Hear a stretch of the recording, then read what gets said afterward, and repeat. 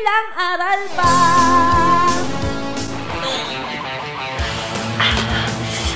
Paano ka, Joshua? OM! Nako, siguro kumain ka ng saging, no? Tapos sinapon mo yung balat ng saging, nadulas ka dun sa balat ng saging, tapos sa baso yung mukha mo at nagkaputol-putol yung buto mo? Hindi! Bakit ganyan tsura mo? Nahulog ako sa imbornal eh. Imbornal? Oo, imbornal. Bakit?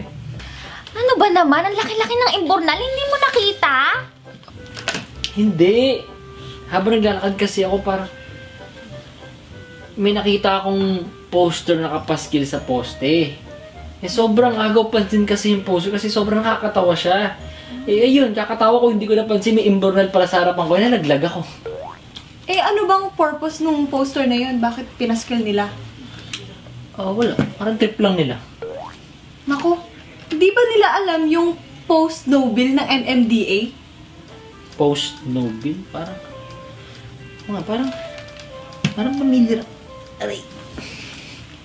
Parang familiar nga yun eh. Parang may naalala ko gano'n. Saan ba ka nakakita ng gano'n? Di ba, yan ba yung mga nakikita sa mga poste, nakalagay sa posting gano'n? Ayan, nga yata yung nakita ko nung nahulog ako sa imbornal. Nakalagay yan, katabihan nung poster na tinitignan ko na nakakatawa. Yan nga yan, no? Wow, post-no bill? Big word ah!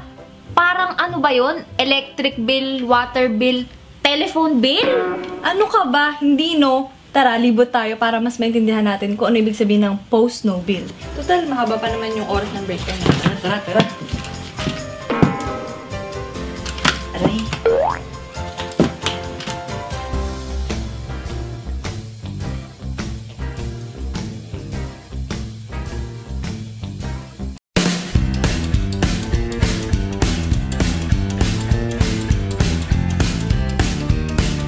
Hindi ko po alam. I don't know, kasi hindi ko rin gets eh. But sa pagkakaintindi ko, no post on bill? Something like that.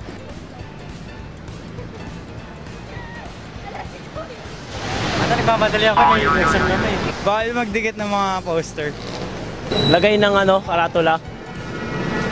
Nakalagay siya sa mga private walls or private poste. Post-no bill.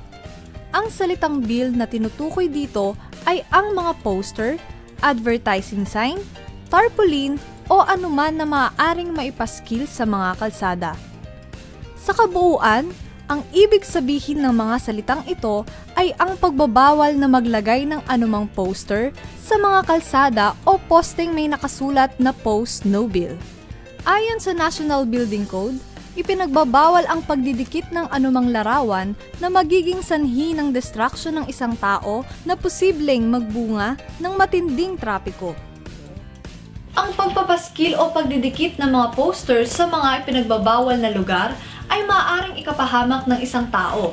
Halimbawa, sa kalagitnaan ng pagdadrive ay may nakita kang larawan na takaw pansin.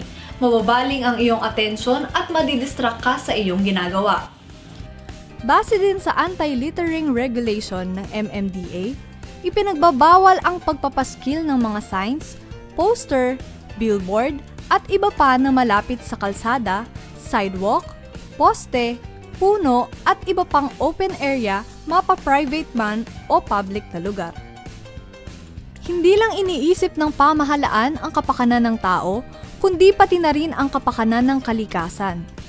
Maaari kasi itong magdulot ng pagbara sa mga kanal at ng matinding pagbaha sa tuwing umuulan, kung saan maaapektuhan ang maraming mga tao.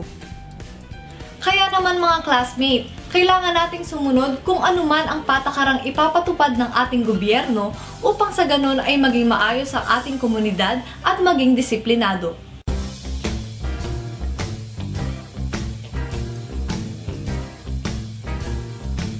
Classroom! Sige lang, aral pa!